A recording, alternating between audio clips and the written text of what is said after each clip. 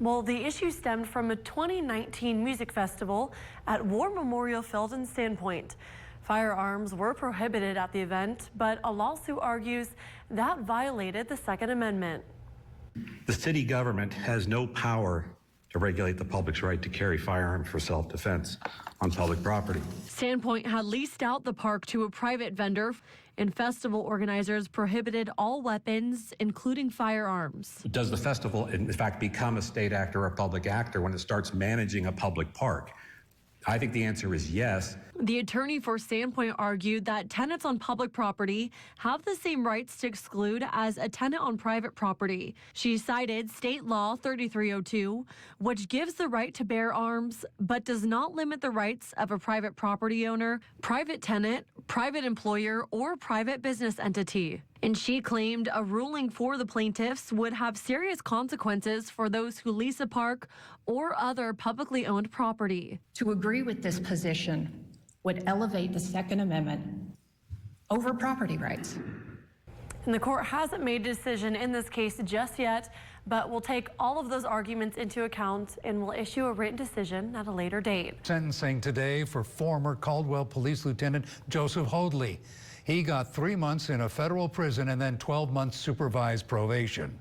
Hoadley was charged for slapping a suspect under arrest back in 2017 and then falsifying records about that arrest. When he learned that he was the target of an FBI investigation, prosecutors said he intimidated a witness, a fellow police officer no less. And Hoadley wiped data on his city-issued laptop and cell phone. Hoadley was found not guilty on the original charge, the one involved with the slap, but guilty on the other charges related to the cover-up.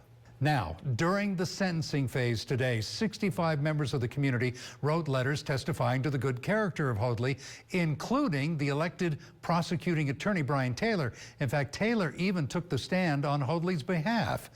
That raised a few eyebrows and drew a sharp rebuke from the Camden County Sheriff and several police chiefs. Now, what happened in the status hearing of Sarah Wondra, the woman charged with failing to report a death in relation to Michael Vaughan's disappearance. The Department of Health and Welfare evaluating her competency to stand trial. A preliminary hearing won't happen tomorrow as originally scheduled. Her next status hearing is March 20th. Back in November, Fruitland police arrested Wondra in connection to Michael's disappearance, while they and other agencies actually searched her home for his remains. Officers believe, though, he was buried at Wondra's home and then moved somewhere else.